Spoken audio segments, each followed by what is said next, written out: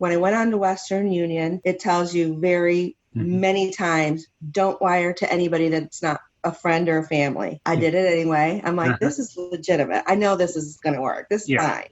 They don't know what they're talking about. Right. So I did it. And then I got an alert from my bank that said, this doesn't seem right. Are you sure you want to send this money? Yep, that's me. I'm doing this. I know what I'm doing. I'm not getting scammed.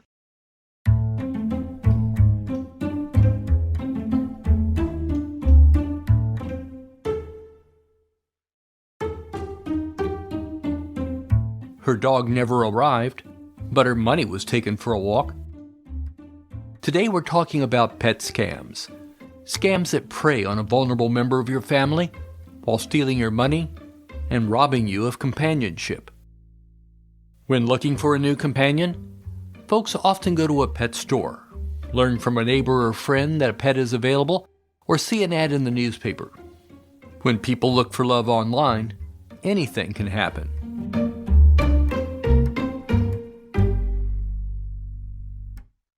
We'll be back after the break.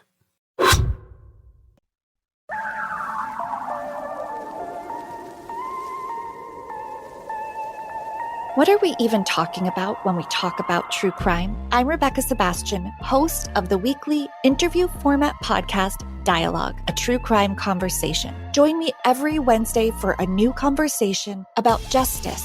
We live in a post-truth society where justice is elusive. Mystery. All of a sudden he was startled awake and he couldn't remember having heard the sound, but he remembered the feeling of having heard a sound. Crime. The number one thing victims of crime say afterward is, I knew not to get in the elevator with that guy, open the door to my apartment, walk across that dark street. Cults. Ask to be branded, ask to be held down and say, Master, please brand me. It would be an honor for the rest of my life. Culture and more. This system is so ingrained and in so many facets of society. We're talking about the criminal legal system, but it goes far beyond that because this is something that's just really in the consciousness of everyone. And once a month, we'll be shaking it up and lightening it up with some true crime trivia. Dialogue, that's Dialogue with a D-I-E, is available on all podcast listening platforms. I told him, I said, listen, I want this cat. I will give you the money and I will sign any forms that I have to sign when I see this cat. Until then, there will be no money heading your way. WATE in Knoxville, Tennessee spoke with Louise Archer, who found a cat through a website she thought was run by a breeder of Maine Coon cats. She offered to pay $750 for the cat, and the breeder asked for the money to be sent via Western Union or through a gift card. Instead, she jumped into her car and made the 400-mile trip from Oak Ridge, Tennessee to Tifton, Georgia. Driving through downtown Atlanta with 3 kids in the car. He even contacted my husband via phone call, and my husband said, we're coming down to pick up the cat. And he said, okay, we'll see you when you get here. And when we rang the poor guy's doorbell, he had no clue that there was someone at his address supposed to be selling cats. Archer invested time and the cost of travel, but was repaid with disappointment.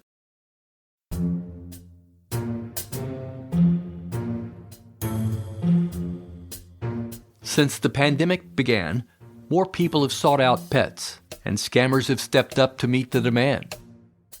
The website veterinarians.com says between January and October of this year, puppy scams increased by more than 165% compared with the previous year. Just in California, families lost more than $250,000, with the average loss being $734. California had the greatest number of scams, followed by Texas, Florida, New York, and Ohio. The Federal Trade Commission advises to see the pet in person, not to use wire transfer services, and do a reverse search of any photo you see in case it was used on other websites. If the seller won't allow you to see the animal and accepts only wire transfers or gift cards, it's a clear sign you're being scammed. In Ohio, Tammy Perucci had lost her miniature pinscher to illness and decided she wanted another of the same breed. She found a seller online, agreed to spend $900 for 2 dogs, and was asked to send the money, you guessed it, via Western Union or a gift card. Classic signs that you're dealing with a scammer. After paying additional processing and shipping fees, she got a shipping notice that seemed legit. After that, I got another email stating that, they're not in the proper crate. He reassured me, I've used this transport company. They're trustworthy. Trust me, you will get your money back. I felt like I was cornered and had no other choice. I texted them a copy of the receipt, and I was waiting hours and hours. I did this at 10 in the morning, and I wasn't hearing anything. I says, I'm not paying any more money. Now I know you're scamming me. Before realizing the transportation company and the breeder were working together, she paid for insurance renewal and additional fees. In the end, she lost about $2,500. Sometimes pet scammers don't wait for you to come to them seeking a new companion. They steal the one you already have and hold it for ransom. The elements of this scam are pretty much like what you'd encounter when buying a pet. The finder claims to have the pet, but they're a distance from you, so money is needed for transportation. The scammer may also say they know who the thief is, and for a fee, they will get it back for you. In all these cases, they hold the power. Sam Struble of Williamsville, New York, awoke one morning to find her cat missing. That wasn't unusual. It was often gone for several days, but it always returned. But it wasn't before long when she became concerned and began posting information and pictures on lost animal websites. That same day, I got a text from an unknown number from a different area code that was saying, hey, I found your cat, Tilly. I jumped out of bed and went downstairs and was so happy, telling all my family members, like, they found Tilly, but it was just all a lie. Struble told WKBW that she asked for a photo of the cat, but the scammer wanted a verification code to prove she was the rightful owner. So if I gave them the verification code, they would have been able to get into my Google account. Like, shame on you. You're trying to take advantage of people who are missing their animals, and it's just really cruel. But even trying to find your pet puts you at risk. In Indianapolis, con artists trolled found pet websites, contacted the person holding the pet, saying it was theirs, and they claimed it. Shortly thereafter, the pet was put up for sale on Craigslist. WRTV reported that the woman contacted the seller and was told it would cost far more than the $50 advertised to get her pet back. Fortunately, the Pet Finder website's owner had alerted police. They found the woman running the scam and placed her under arrest. In more insidious cases, you might need to hire a pet detective. And we're not talking about Ace Ventura. The person we have in mind is Colin Butcher. Butcher is a former police officer and veteran of the Royal Navy. In 2003, he became a pet detective in the UK. He not only finds missing pets, but also those who've been stolen.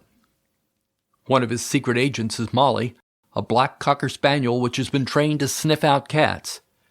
She's been so successful that a book has been written about her adventures, and I'll provide a link to it in the show notes. And quite often they will use a distraction technique. It's called turning the mark. And what that means is this.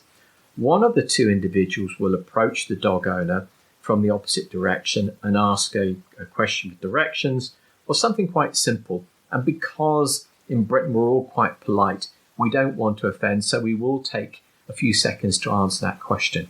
And that's all the other dog thief needs to steal your dog, because he will have a high-value treat in their possession, he will have a lure dog, which might be a dog in heat, or even have a rag in his possession that is being wiped around a dog that's in heat. What they're trying to do is to tease your dog away from you. So whilst one is distracting you, the other moves in, puts a leash on your dog, and moves out the area immediately. And I've seen dog thieves complete the theft within 5 seconds. Once the owner realizes the dog is missing, one of the thieves may offer to help look, saying he noticed the dog in an area of the park that is opposite from where the dog is being taken. It also reinforces the notion that the dog has run away, instead of being stolen. Here's a technique Butcher uses to keep his dog safe. When you go to your dog, show your dog a treat bag and have in your possession some high-value treats. Put that treat bag into a pocket and tap it. Make sure your dog spots where you're putting it. The final thing that you do is put your lead on your dog, and then you take your dog out of the vehicle, and you and your family or your friends leave the car park with your dog on the lead. Now, once you're away from the car park, here's some more advice that I would give you. The very first thing that I do on every single walk I have with my dog, and I sometimes walk her 2 or 3 times a day, is I check a recall. I make sure she knows that this is part of the routine, so she expects it. Once you feel that you're safely away from the car park, unclip the lead and send your dog off, but immediately do the recall. And as you do the recall, move your hand to the pocket where you've placed the super treats. You want your dog to think, I know exactly what is in that pocket. You want your dog to come back. Keep your dog in your line of sight. Now that might be 10 yards, it might be 100 yards. That's up to you, as long as you can see your dog and you are very, very confident that when you use your recall, your dog will return to you. And please don't become one of those people that's constantly pipping on a whistle, because all you're doing there is teaching your dog to ignore the whistle. Sometimes pets aren't stolen. They just get lost and can't find their way home. This situation can leave you feeling helpless unless you live in Phoenix. Every year, Maricopa County Animal Care and Control takes in around 28,000 animals. 65% of those are lost pets. We invented this system so that we could reduce the overall euthanasia rate. Our thinking was the more pets that we got out of the shelter and got back to their homes, the fewer animals would be euthanized, and it's worked. That's John Reynolds. He manages the animal shelter for Maricopa County, Arizona. His department has put together a mapping system that takes reports about lost pets and locks in the last location the pet was seen. From that, people who find animals can check with the system and contact the owner. This is one of the reasons that we've reached a 95% save rate with our shelter. The experts say the best advice to protect your pet is simply to pay attention and look for things that just don't seem right. If you're buying a pet and the seller wants a gift card as payment, you can be sure something's wrong. If the price keeps increasing or there are multiple delays, there could be a scammer at work. Lastly, if the seller won't let you see the dog, it's likely you're barking up the wrong tree. It's a given that scammers want to take your money, then disappear before they start sporting new wrist accessories. But pet scams require that the scammer first destroy one of your most important relationships. Unfortunately, there is no cure for heartbreak, and even if the scammer is caught, no amount of jail time will compensate you for the deep personal violation that has left scars on your heart. When it comes to companions, be they human or animal, the relationships are precious. Don't take them for granted.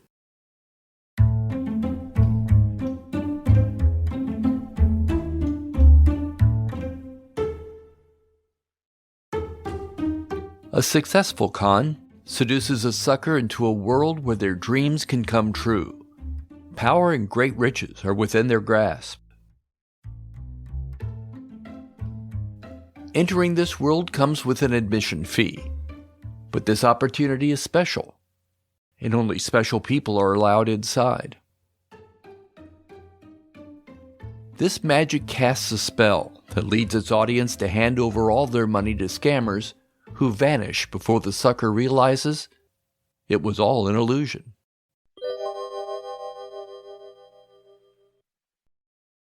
If you enjoy the podcast, please help us out by telling your friends and encouraging them to listen. Scams and Cons is available wherever podcasts are found and at scamsandcons.com. You can also follow us on Facebook. Just search for Scams and Cons. Lastly, we'd also be grateful for a 5-star rating wherever you're listening right now. It goes a long way toward building our audience. We'll be back in 2 weeks. Thanks for listening.